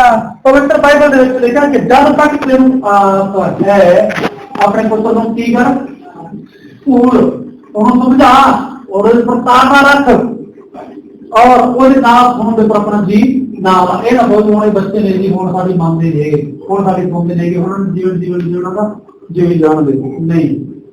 ਉਹਨੂੰ ਘੂਰਨਾ, ਉਹਨੂੰ ਸਮਝਾਉਣਾ ਇਹ ਤੁਹਾਡਾ ਫਰਜ਼ ਹੈ, ਇਹ ਤੁਹਾਡਾ ਫਰਜ਼ ਹੈ, ਇਹ ਤੁਹਾਡਾ ਕੰਮ ਹੈ ਕਿ ਤੁਸੀਂ ਬੱਚੇ ਨੂੰ ਡਾਂਟੋ, ਉਹਨੂੰ ਸਮਝਾਓ, ਔਰ ਉਹਦੇ ਨਾਲ ਸੁਣਨ ਦੇ ਉੱਪਰ ਚਿੱਤ ਨਾ ਲਗਾਓ, ਉਹਦੇ ਨਾਲ ਸੁਣਨ ਦੇ ਉੱਪਰ ਆਪਣਾ ਚਿੱਤ ਨਾ ਲਗਾਓ, ਕਿਉਂਕਿ ਯਹੋਵਾ ਪਰਮੇਸ਼ਵਰ ਬਚਾਉਣ ਦੀ ਯੋਜਨਾ ਦੇ ਲਈ ਪ੍ਰਯੋਗ ਆਏਗਾ। ਸਾਡਾ ਪਰਮੇਸ਼ਵਰ ਬਚਾਉਣਾ ਚਾਹੁੰਦਾ ਹੈਗਾ, ਉਹ ਨਹੀਂ ਚਾਹੁੰਦਾ ਕਿ ਕੋਈ ਵੀ ਜਾਨ ਜਿਹੜਾ ਉਹ ਨਾਪ ਹੋਏ। ਪਵਿੱਤਰ ਬਾਈਬਲ ਦੇ ਵਿੱਚ ਲਿਖਿਆ ਕਹਾਵਤਾਂ ਦੀ ਕਿਤਾਬ ਉਹਦਾ 13ਵਾਂ ਅਧਿਆਇ ਉਹਦਾ 24 ਵਚਨ, ਜਿਹੜਾ ਪੁੱਤਰ ਉੱਤੇ ਛੂਛਕ ਨਹੀਂ ਚਲਾਉਂਦਾ ਉਹ ਉਸ ਦਾ ਵੈਰੀ ਹੈ, ਪਰ ਜਿਹੜਾ ਉਸ ਦੇ ਨਾਲ ਪਿਆਰ ਕਰਦਾ ਹੈ ਉਹ ਵੇਲੇ ਸਿਰ ਉਸ ਨੂੰ ਤਾੜਦਾ ਹੈ। ਹਾਲੇਲੂਇਆ। ਪਵਿੱਤਰ ਬਾਈਬਲ ਦੇ ਵਿੱਚ ਲਿਖਿਆ ਕਿ ਜਿਹੜਾ ਆਪਣੇ ਬੇਟੇ ਉੱਪਰ ਛਿੱਟੀ ਨਹੀਂ ਚਲਾਉਂਦਾ ਉਹ ਕੀ ਹੋਗਾ? ਠੰਡੀ ਵੈਰੀ। ਜਿਹੜਾ ਆਪਣੇ ਪੁੱਤਰ ਨੂੰ ਮਾਰਦਾ ਨਹੀਂ, ਉਹਨੂੰ ਘੂਰਦਾ ਨਹੀਂ, ਇਸ ਪੁੱਤਰ ਕਿਤੇ ਇਹ ਨਾ ਹੋਵੇ ਕਿ ਇਸ ਪੁੱਤਰੀਆਂ ਨਹੀਂ ਹੈਗੀਆਂ, ਬੇਟੀਆਂ ਨਹੀਂ ਹੈਗੀਆਂ, ਨਾਲ ਹੀ ਲਿਓ, ਕਿਉਂਕਿ ਬੱਚਿਆਂ ਵਿੱਚ ਬੇਟੀਆਂ ਔਰ ਬੇਟੇ ਦੋਨੇ ਆਉਂਦੇ। ਪਰ ਕੀ ਲਿਖਿਆ ਕਿ ਜਿਹੜਾ ਆਪਣੇ ਪੁੱਤਰ ਨੂੰ ਮਾਰਦਾ ਨਹੀਂ, ਉਹਨੂੰ ਤਾੜਦਾ ਨਹੀਂ, ਉਹ ਕੀ ਹੋਗਾ? ਹੁਣ ਤੁਸੀਂ ਫੈਸਲਾ ਕਰਨਾ ਹੈ ਕਿ ਤੁਸੀਂ ਆਪਣੇ ਮਾਤਾ ਪਿਤਾ ਦੇ, ਆਪਣੇ ਬੱਚਿਆਂ ਦੇ ਮਾਤਾ ਪਿਤਾ ਹੋ ਕਿ ਉਹਨਾਂ ਦੇ ਵੈਰੀ ਹੋ। ਅਗਰ ਵੈਰੀ ਹੋਏ ਤਾਂ ਬੱਚੇ ਨੂੰ ਘੂਰਦੇ ਨਹੀਂ, ਬੱਚੇ ਨੂੰ ਕੁਝ ਨਹੀਂ ਕਹਿੰਦੇ, ਉਹ ਜਿਵੇਂ ਜੀਵਨ ਦਿੰਦਾ ਜੇ ਜਾਣਗੇ। ਪਰ ਅਗਰ ਮਾਤਾ ਪਿਤਾ ਹੋ, ਤੁਹਾਨੂੰ ਪਤਾ ਲੱਗਦਾ ਕਿ ਸਾਡਾ ਇਹ ਫਰਜ਼ ਹੈ ਕਿ ਅਸੀਂ ਬੱਚੇ ਨੂੰ ਸਿਖਾਈਏ, ਚਲਾਈਏ ਔਰ ਸਮਝਾਈਏ, ਤਾਂ ਫਿਰ ਬੱਚੇ ਨਾਲ ਉਸ ਤਰ੍ਹਾਂ ਦਾ ਬਿਹੇਵੀਅਰ ਰੱਖੋ ਜਿਸ ਤਰ੍ਹਾਂ ਪਰਮੇਸ਼ਰ ਦਾ ਵਚਨ ਕਹਿੰਦਾਗਾ। ਲਿਖਿਆਗਾ ਕਿ ਜੇ ਤੂੰ ਆਪਣੇ ਪੁੱਤਰ ਉੱਪਰ ਛੂਛਕ ਨਹੀਂ ਚਲਾਉਂਦਾ ਤਾਂ ਤੂੰ ਉਹਦਾ ਵੈਰੀ ਹੈ, ਮਤਲਬ ਛਿੱਟੀ ਨਹੀਂ ਚਲਾਉਂਦਾ। ਅੱਗੇ ਅਗਰ ਛੂਛਕ ਨਹੀਂ ਚਲਾਉਂਦਾ ਤਾਂ ਉਹਦਾ ਵੈਰੀ ਹੈ, ਪਰ ਜਿਹੜਾ ਉਸ ਦੇ ਨਾਲ ਪਿਆਰ ਕਰਦਾ ਹੈ ਉਹ ਵੇਲੇ ਸਿਰ ਉਸ ਨੂੰ ਤਾੜਦਾ ਹੈ। ਹਾਂ, ਜਿਹੜਾ ਆਪਣੇ ਬੱਚਿਆਂ ਨਾਲ ਪਿਆਰ ਕਰਦਾ ਹੈ ਉਹ ਕੀ ਕਰਦਾਗਾ? ਉਹਨੂੰ ਵੇਲੇ ਸਿਰ ਤਾੜਦਾ ਹੈ, ਪਰਮੇਸ਼ਰ ਨੂੰ ਤਾੜਦਾ ਹੈ, ਪਰਮੇਸ਼ਰ ਨੂੰ ਘੂਰਦਾ ਹੈ।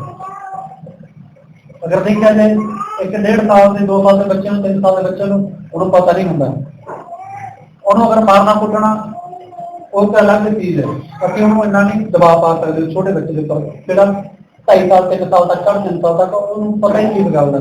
ਹਾਂ, ਉਹਨੂੰ ਹਾਲੇਲੂਇਆ, ਉਹਨੂੰ ਪਰਮੇਸ਼ਰ ਦਾ ਵਚਨ ਕਹਿਣਾ ਸਿਖਾਓ, ਉਹਨੂੰ ਨਾਲ ਲਗਾਉਣਾ ਸ਼ੁਰੂ ਕਰੋ, ਉਹਦੇ ਨਾਲ ਪਿਆਰ ਕਰੋ ਤਾਂ ਉਹਨੂੰ ਪਤਾ ਲੱਗੇ, ਉਹਨੂੰ ਸਮਝ ਆਏ। ਪਰ ਜਿਉਂ-ਜਿਉਂ ਬੱਚਾ ਵੱਡਾ ਹੁੰਦਾ ਜਾ ਰਿਹਾ, 10 ਸਾਲ 12 ਸਾਲ 15 ਸਾਲ, ਉਹਦੇ ਨਾਲ ਉਸ ਤਰ੍ਹਾਂ ਦਾ ਵਿਹਾਰ ਰੱਖਣਾ ਸ਼ੁਰੂ ਕਰੋ ਤਾਂ ਕਿ ਤੁਹਾਡਾ ਬੱਚਾ ਤੁਹਾਡੇ ਲਗਾਮ ਚ ਰਹਿ ਸਕੇ। ਹਾਲੇਲੂਇਆ। ਪਰਮੇਸ਼ਰ ਦਾ ਵਚਨ ਕਹਿੰਦਾ ਤੁਸੀਂ ਆਪਣੇ ਪੁੱਤਰਾਂ ਨੂੰ ਸਿਖਾਓ। ਸਿਖਾਇਆ ਸੀਗਾ ਅਬਰਾਹਮ ਨੇ, ਪਰ ਜਿੱਦਾਂ ਦਾ ਰਿਜ਼ਲਟ ਮਿਲਿਆ ਉਹਦਾ ਪੁੱਤਰ ਖੁਦ ਲੱਕੜਾਂ ਪਰ ਚੜ ਕੇ ਬਹਿ ਗਿਆ, ਪਿਤਾ ਕਰਦੇ ਕੁਰਬਾਨ, ਕਿਉਂਕਿ ਬਹੁਤ ਪਿਤਾ ਲਈ ਕੁਰਬਾਨ ਹੋਣ ਲਈ ਜਾ ਰਹੇ ਹਾਂ ਜਿਹੜਾ ਸਰਵ ਸ਼ਕਤੀਮਾਨ ਹੈ, ਜਿਹੜਾ ਮੈਨੂੰ ਤੁਹਾਨੂੰ ਜਗ੍ਹਾ ਦੇਣੀ ਜਾਣਦਾ ਹੈ, ਜਿਹੜਾ ਮੇਰੀਆਂ ਜ਼ਰੂਰਤਾਂ ਨੂੰ ਪੂਰੀਆਂ ਕਰਨਾ ਜਾਣਦਾ ਹੈ। ਯਿਫਤਾ ਦੀ ਪੁੱਤਰੀ ਕਹਿੰਦੀ ਹੈ ਪਿਤਾ ਮੈਨੂੰ ਕਰ ਦੇ ਕੁਰਬਾਨ, ਕਿਉਂਕਿ ਉਸ ਪਰਮੇਸ਼ਵਰ ਨੂੰ ਤੂੰ ਵਾਅਦਾ ਦਿੱਤੀ ਹੈ ਜਿਸ ਪਰਮੇਸ਼ਵਰ ਨੇ ਤੈਨੂੰ ਜੰਗ ਦੇ ਵਿੱਚ ਫਤਿਹ ਬਖਸ਼ੀ ਹੈ। ਉਹ ਤੇਰਾ ਪਰਮੇਸ਼ਵਰ ਸਰਵ ਸ਼ਕਤੀਮਾਨ ਹੈ। ਇਜ਼ਰਾਈਲ ਦੇ ਵਿੱਚ ਦੇਖੋ ਪਹਿਲਾਂ ਜਿਹੜੇ ਲੋਕ ਜੰਗ ਜਿੱਤੇ ਨੇ ਉਹ ਜੰਗ ਜਿੱਤਣ ਲਈ ਗਏ ਨੇ ਪਰ ਜਿੱਤ ਨਹੀਂ ਸਕੇ, ਉਹ ਹਾਰ ਗਏ ਨੇ। ਪਰ ਤੇਰੀ ਇਹ ਪਰਮੇਸ਼ਵਰ ਦੇ ਨਾਲ ਵਾਅਦਾ ਸੀ, ਵਚਨ ਸੀਗਾ, ਤਾਂ ਕਿਹਾ ਸੀਗਾ ਮੈਂ ਉਹ ਕਰਾਂਗਾ ਤੇ ਮੇਰੇ ਪਿਤਾ ਉਹਨੂੰ ਪੂਰਾ ਕਰ। Hallelujah, hallelujah. ਪ੍ਰਿਯੋ, ਪਵਿੱਤਰ ਬਾਈਬਲ ਦੇ ਵਿੱਚ ਲਿਖਿਆ ਹੈਗਾ ਕਿ ਆਪਣੇ ਬੱਚਿਆਂ ਨੂੰ ਪਰਮੇਸ਼ਵਰ ਦਾ ਠੀਕ ਮਾਰਗ ਸਿਖਾਓ, ਠੀਕ ਮਾਰਗ ਸਿਖਾਓ ਤਾਂ ਜੋ ਕਦੇ ਵੱਡਾ ਹੋ ਕੇ ਉਸੋਂ ਕਦੇ ਹਟੇਗਾ ਨਹੀਂ। ਅਗਰ ਠੀਕ ਰਾਹ ਸਿਖਾਓ, ਅਗਰ ਅਸੀਂ ਚਾਹੁੰਦੇ ਹਾਂ ਕਿ ਸਾਡੇ ਬੱਚਿਆਂ ਦੇ ਰਿਸ਼ਤੇ ਮਸੀਹ ਲੋਕਾਂ ਦੇ ਵਿੱਚ ਹੋਣ, ਪਹਿਲੀ ਗੱਲ ਤਾਂ ਮਾਤਾ ਪਿਤਾ ਨੂੰ ਚਾਹੀਦਾ ਹੀ ਹੈ ਕਿ ਬੱਚਿਆਂ ਦਾ ਰਿਸ਼ਤਾ ਜਿਹੜਾ ਮਸੀਹ ਲੋਕਾਂ ਦੇ ਵਿੱਚ ਹੀ ਹੋਣਾ ਚਾਹੀਦਾ ਹੈ। ਕਿਉਂਕਿ ਮੈਂ ਅਜਿਹੇ ਰਿਸ਼ਤੇ ਦੇਖੇ ਨੇ ਜਿਹੜੇ ਲੋਕ ਮੰਨਦੇ ਮਸੀਹ ਨੂੰ ਨੇ ਪਰ ਉਹਨਾਂ ਨੇ ਆਪਣੀਆਂ ਬੇਟੀਆਂ ਨੂੰ ਗੈਰ ਜਾਤੀ ਵਿੱਚ ਵਿਆਹੇਗਾ, ਔਰ ਗੈਰ ਜਾਤੀ ਵਿੱਚ ਵਿਆਹਣ ਤੋਂ ਬਾਅਦ ਉਹਨਾਂ ਨੇ ਨਤੀਜੇ ਵੀ ਦੇਖੇ ਨੇ, ਨਤੀਜੇ ਵੀ ਦੇਖੇ ਨੇ, ਉਹਦਾ ਰਿਜ਼ਲਟ ਕਿੰਨਾ ਬੁਰਾ ਹੋਇਆਗਾ, ਕਿੰਨੀ ਉਹਨਾਂ ਲੋਕਾਂ ਨੂੰ ਸਮੱਸਿਆ ਦਾ ਸਾਹਮਣਾ ਕਰਨਾ ਪਿਆ ਹੈਗਾ। ਜਿਹੜੇ ਲੋਕ ਆਪਣੇ ਜਿਹੜੇ ਮਾਂ-ਬਾਪ ਮਸੀਹ ਹੋਣ ਦੇ ਨਾਤੇ ਆਪਣੇ ਬੇਟਿਆਂ ਦਾ ਵਿਆਹ ਗੈਰ ਜਾਤੀ ਵਿੱਚ ਕਰਕੇ ਲਿਆਉਂਦੇ ਨੇ, ਪਤਾ ਕਿਹੜੀ ਸੋਚ ਰੱਖ ਕੇ ਕਿ ਇੱਕ ਰੂਹ ਬਚੇਗੀ, ਆਪਣੀ ਰੂਹ ਦਾ ਕੋਈ ਟਿਕਾਣਾ ਨਹੀਂ, ਆਪਣੀ ਉਹ ਨਾਸਵਾਦੀ ਤੁਰੀ ਜਾ ਰਹੀ ਹੈ, ਪਰ ਇੱਕ ਧੀ ਲਿਆ ਕੇ ਲਿਆਉਣਗੇ ਆਪਣੇ ਬੇਟੇ ਦੇ ਨਾਲ ਗੈਰ ਜਾਤੀ ਚੋਂ, ਤੇ ਕਹਿੰਦੇ ਆ ਕਿ ਉਹ ਧੀ ਬਚ ਜਾਏਗੀ ਔਰ ਸਵਰਗ ਵਿੱਚ ਆ ਜਾਏਗੀ। ਖੁਦ ਜਾਣ ਦੀ ਕੋਈ ਆਸ ਨਹੀਂ, ਖੁਦ ਦਾ ਕੋਈ ਟਿਕਾਣਾ ਨਹੀਂ, ਪਰ ਧੀ ਲਿਆ ਕੇ ਘਰ ਦੇ ਵਿੱਚੋਂ ਸਵਰਗ ਦੇ ਲਈ ਤਿਆਰ ਕਰਦੇ ਆ। ਹਾਲੇਲੂਇਆ। ਕੀ ਗਰੰਟੀ ਹੈ ਕਿ ਉਹ ਤੁਹਾਡੀ ਧੀ ਤੁਹਾਡੇ ਕਹੇ ਅਨੁਸਾਰ ਚੱਲ ਪਏਗੀ? ਹੋ ਸਕਦਾ ਗਾ ਤੁਹਾਡੀ ਧੀ ਤੁਹਾਡੇ ਪੁੱਤਰ ਨੂੰ ਆਪਣੇ ਪਿੱਛੇ ਲਾ ਲੈ ਔਰ ਤੁਹਾਡੇ ਪੁੱਤਰ ਦਾ ਮਨ ਦੂਸਰੇ ਦੇਵੀ ਦੇਵਤਾ ਵੱਲ ਫੇਰ ਲਵੇ। ਇਸ ਗੱਲ ਦੀ ਕੀ ਗਰੰਟੀ ਹੈ? ਕੋਈ ਕਹਿ ਸਕਦਾ ਦਾਅਵੇ ਦੇ ਨਾਲ? ਕੋਈ ਨਹੀਂ ਕਹਿ ਸਕਦਾ। ਪਵਿੱਤਰ ਬਾਈਬਲ ਦੇ ਵਿੱਚ ਲਿਖਿਆ ਸੁਲੇਮਾਨ ਬਾਦਸ਼ਾਹ ਹੋਇਆ, ਸੁਲੇਮਾਨ ਨੇ ਗੈਰ ਜਾਤੀ ਦੀਆਂ ਔਰਤਾਂ ਨਾਲ ਵਿਆਹ ਕਰਵਾਇਆ ਔਰ ਉਹਨਾਂ ਗੈਰ ਜਾਤੀ ਦੀ ਔਰਤਾਂ ਨੇ ਕੀ ਕੀਤਾ? ਰਾਜਾ ਸੁਲੇਮਾਨ ਦਾ ਮਨ ਆਪਣੇ ਦੇਵਤਿਆਂ ਵੱਲ ਫੇਰ ਲਿਆ। ਉਹ ਰਾਜਾ ਸੁਲੇਮਾਨ ਜਿਹੜਾ ਬੁੱਧੀ ਦੇ ਵਿੱਚ ਸਭ ਤੋਂ ਵੱਡਾ ਇਨਸਾਨ ਸੀਗਾ, ਜਿਹਦੇ ਕੋਲ ਇੰਨੀ ਬੁੱਧ ਇੰਨੀ ਸਮਝ ਦਿੱਤੀ ਸੀ। ਜਦੋਂ ਬੁੱਧੀਮਾਨ ਵਿਅਕਤੀ ਆਪਣੀ ਪਤਨੀ ਦਾ ਕਹਿਣਾ ਮੰਨ ਕੇ ਦੂਸਰੇ ਦੇਵਤਿਆਂ ਵੱਲ ਜਾ ਸਕਦਾ ਹੈ, ਤਾਂ ਤੁਹਾਡੇ ਬੱਚੇ ਕੀ ਉਹ ਰਾਜੇ ਤੋਂ ਵੱਧ ਬੁੱਧੀਮਾਨ ਨੇ? ਕੀ ਉਹਨਾਂ ਨੂੰ ਜ਼ਿਆਦਾ ਪਤਾ ਹੈ ਪਰਮੇਸ਼ਰ ਦੇ ਵਚਨ ਦੇ ਬਾਰੇ, ਜਾਂ ਕੀ ਉਹਨਾਂ ਨੂੰ ਮੋੜ ਕੇ ਲਿਆ ਸਕੇਗਾ? ਇਸ ਗੱਲ ਦੀ ਕੋਈ ਗਰੰਟੀ ਨਹੀਂ ਦੇ ਸਕਦਾ। ਇਸ ਕਰਕੇ ਪਵਿੱਤਰ ਬਾਈਬਲ ਦੇ ਵਿੱਚ ਲਿਖਿਆ ਹੈਗਾ ਕਿ ਆਪਣੇ ਰਿਸ਼ਤੇ ਮਸੀਹੀ ਲੋਕਾਂ ਦਾ ਰਿਸ਼ਤਾ ਮਸੀਹ ਦੇ ਨਾਲ ਹੀ ਹੋਣਾ ਚਾਹੀਦਾ ਹੈ। ਇਹ ਮਾਂ ਬਾਪ ਦੀ ਪਹਿਲਾ ਫਰਜ਼ ਹੈ, ਪਰ ਮਾਂ ਬਾਪ ਦਾ ਇਹ ਫਰਜ਼ ਹੈ ਕਿ ਆਪਣੇ ਬੱਚਿਆਂ ਨੂੰ ਪਰਮੇਸ਼ਰ ਦਾ ਵਚਨ ਸਿਖਾਏ, ਪਰਮੇਸ਼ਰ ਦੇ ਰਾਹ ਸਿਖਾਏ, ਪਰਮੇਸ਼ਰ ਦੇ ਰਾਹ ਸਿਖਾਏ, ਤਾਂ ਕਿ ਪਰਮੇਸ਼ਰ ਦੇ ਰਾਹ ਵੱਲ ਲੱਗੇ ਰਹਿਣ ਔਰ ਉਹਨਾਂ ਦਾ ਸਦਾ ਠੀਕ ਭਲਾ ਹੋਏ। ਉਹ ਪਰਮੇਸ਼ਰ ਦੇ ਵਚਨ ਨੂੰ ਸੁਣਨਾ ਹੈ। ਅਸੀਂ ਸਾਰੇ ਪਰਮੇਸ਼ਰ ਦੇ ਬੱਚੇ ਹਾਂ ਔਰ ਸਾਨੂੰ ਸਾਡੇ ਪਰਮੇਸ਼ਰ ਦੇ ਵਚਨ ਨੂੰ ਸੁਣਨਾ ਚਾਹੀਦਾ ਹੈ, ਉਹਦੀ ਆਗਿਆ ਦਾ ਪਾਲਣ ਕਰਨਾ ਚਾਹੀਦਾ, ਉਹਦੀ ਗੱਲ ਨੂੰ ਮੰਨਣਾ ਚਾਹੀਦਾ ਹੈ। ਹਾਲੇਲੂਇਆ। ਇੱਕ ਬਾਈਬਲ ਦੇ ਵਿੱਚ ਲਿਖਿਆ ਹੈ ਬੱਚਿਆਂ ਦੇ ਲਈ ਹਫ਼ਤਿਆਂ ਦਾ ਸਭ ਰੱਛੇਵਾ ਅਧਿਆਇ, ਉਹਦਾ 1 ਔਰ 2 ਵਚਨ।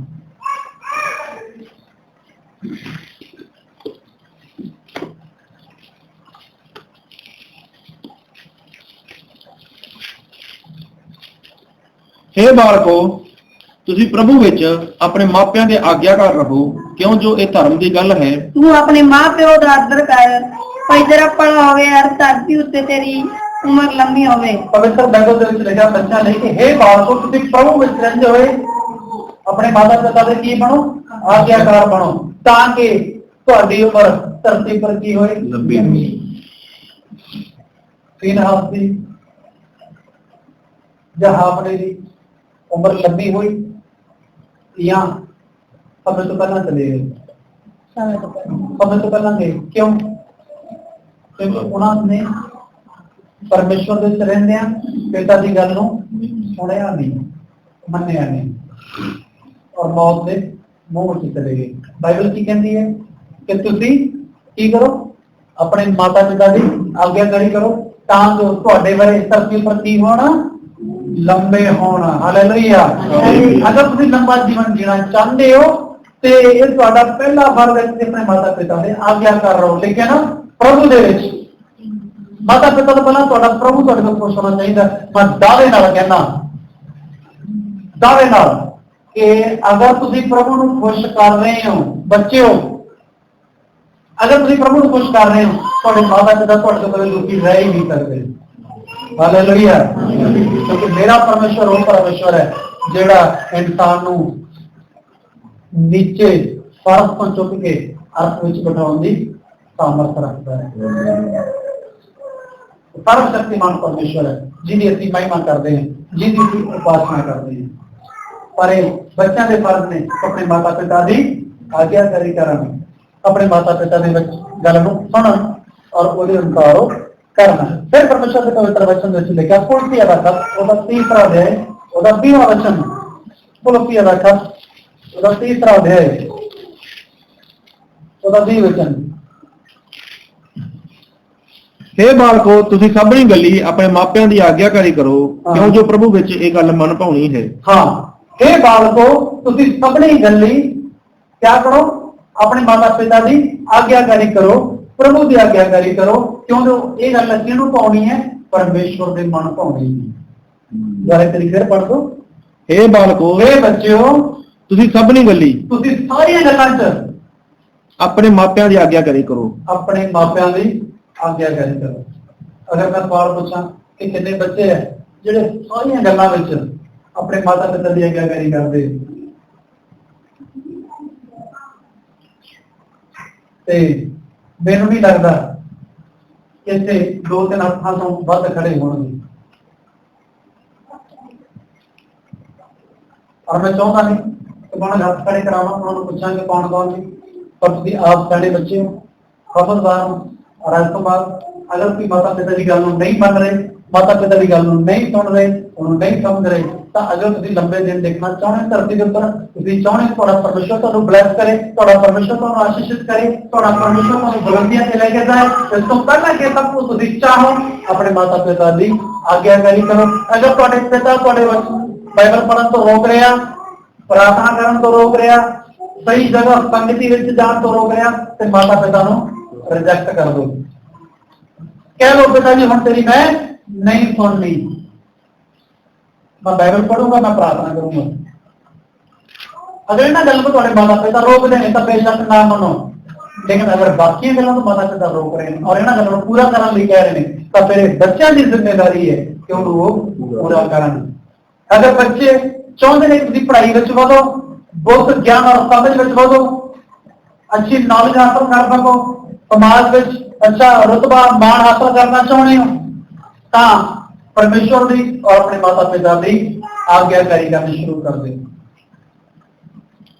और जो बच्चे जवान ने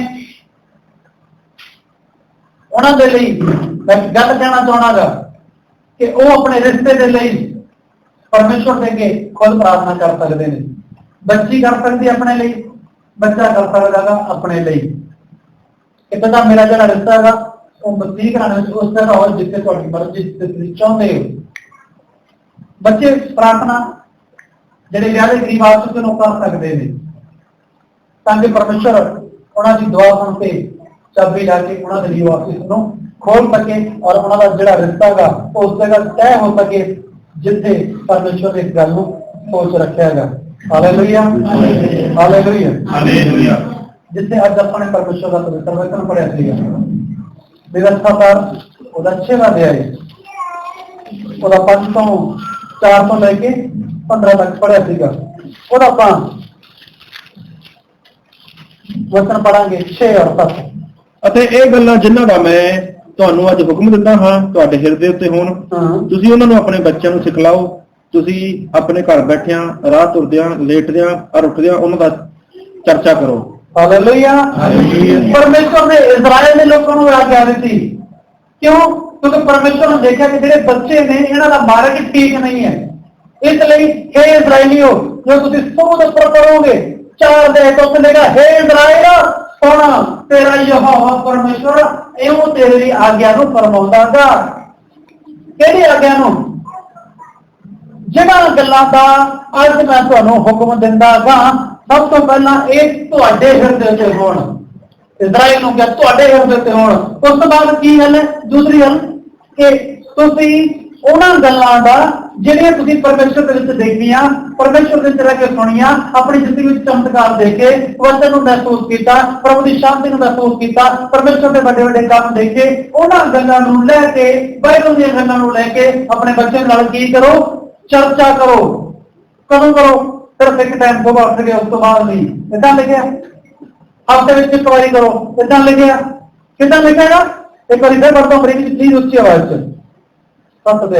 ਤੁਸੀਂ ਉਹਨਾਂ ਨੂੰ ਆਪਣੇ ਬੱਚਿਆਂ ਨੂੰ ਸਿਖਲਾਓ। ਤੁਸੀਂ ਉਹ ਆਗਿਆ ਆਪਣੇ ਬੱਚਿਆਂ ਨੂੰ ਸਿਖਾਓ। ਤੁਸੀਂ ਆਪਣੇ ਘਰ ਬੈਠਿਆਂ, ਤੁਸੀਂ ਆਪਣੇ ਘਰ ਬੈਠਦਿਆਂ, ਰਾਹ ਤੁਰਦਿਆਂ, ਲੇਟਦਿਆਂ ਔਰ ਉੱਠਦਿਆਂ ਉਹਨਾਂ ਦਾ ਚਰਚਾ ਕਰੋ। ਉਹਨਾਂ ਦਾ ਚਰਚਾ ਕਰੋ। Hallelujah, hallelujah. ਉਹਨਾਂ ਦਾ ਕੀ ਕਰੋ? ਚਰਚਾ ਕਰੋ ਔਰ ਆਪਣੇ ਬੱਚਿਆਂ ਨੂੰ ਇਹ ਗੱਲਾਂ ਸਿਖਾਓ। Hallelujah, hallelujah. ਇਹ ਗੱਲਾਂ ਆਪਣੇ ਬੱਚਿਆਂ ਨੂੰ ਕੀ ਕਰੋ? ਸਿਖਾਓ। ਇਹ ਕੀ ਹੈ ਸਾਡੇ ਵਾਸਤੇ? ਆਗਿਆ। ਕੀ ਹੈ ਸਾਡੇ ਵਾਸਤੇ? ਪਰਮੇਸ਼ਰ ਦੀ ਆਗਿਆ। ਪਰ ਬਾਈਬਲ ਦੇ ਵਿੱਚ ਲਿਖਿਆ ਜਿਹੜਾ ਕੋਈ ਸਾਰੀ ਆਗਿਆ ਨੂੰ ਪੂਰਾ ਕਰੇ ਔਰ ਇੱਕ ਗੱਲ ਵਿੱਚ ਭੁੱਲ ਜਾਏ ਤੇ ਫਿਰ ਕੀ ਹੁੰਦਾ ਹੈ? ਦੋਸ਼ੀ। ਉਸ ਦੂਜਿਆਂ ਚ ਨਹੀਂ ਦੋਸ਼ੀ ਹੋਇਆ। ਇਸ ਕਰਕੇ ਆਪਣੇ ਬੱਚਿਆਂ ਨੂੰ ਇਹ ਗੱਲਾਂ ਸਿਖਾਓ ਕਿ देख बच्चा तेरा राह ये ठीक है, तब परमेश्वर के विच इस तरह चलना गा। और मैं बेनती ही करांगा बच्चों के लिए कि कृपा करके अपने माँ बाप की आज्ञाकारी करेया करो। मैं तुहानू हुक्म पाके नहीं ताड़ना दे रहा, मैं सिर्फ बेनती करके परमेश्वर का दास होने के नाते बेनती करना गा कि बच्चों अपने माता पिता की आज्ञाकारी करो, माता पिता का दिल ना दिखाओ।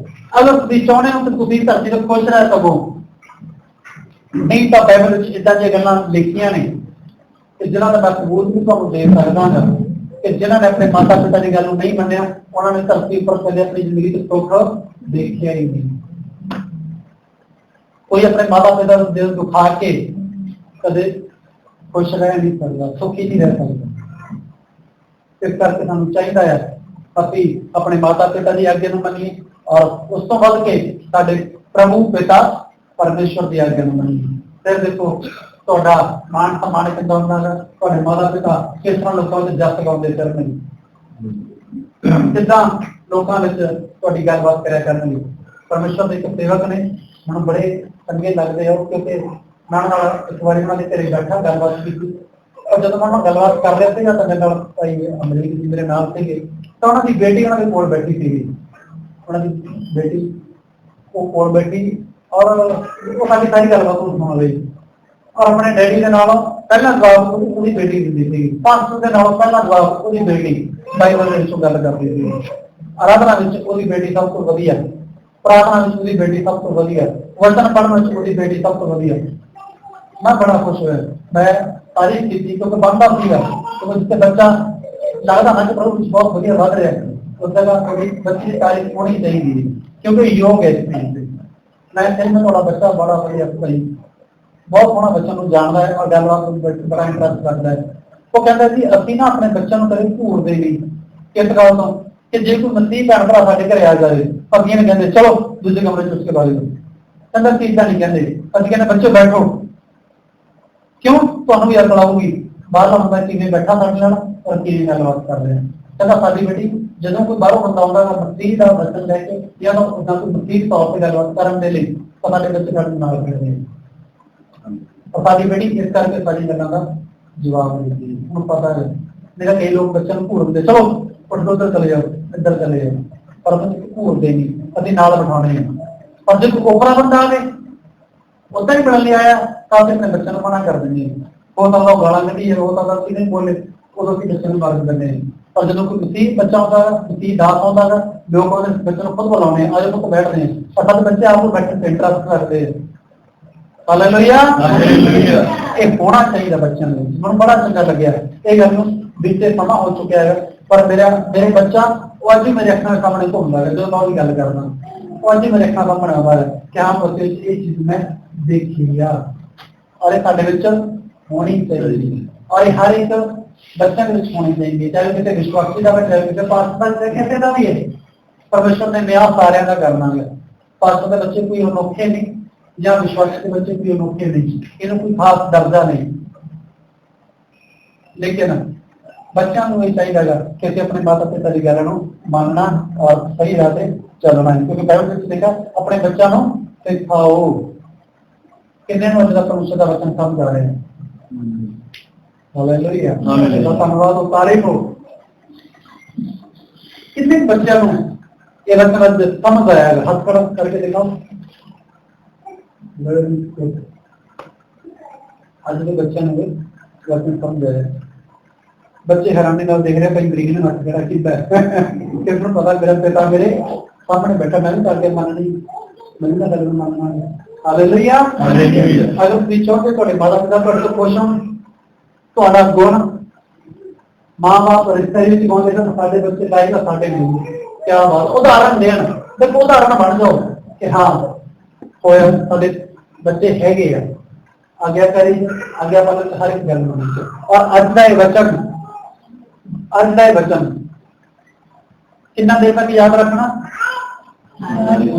सारी जब तक मौत ना आ जाए उतना देर तक ये वचन जब तक यीशु मसीह ना आ जाए या फिर जितनी देर मौत ना आ जाए उन्नी देर वचन को याद रखना गा अपने लाल बन के रखना गा पक्की रखनी है दिल च रखनी है गल ਕਿ ਮੈਂ ਆਪਣੇ ਮਾਤਾ ਪਿਤਾ ਲਈ ਇੱਕ ਸਿਰ ਦਾ ਤਾਜ ਬਣਾਂਗਾ।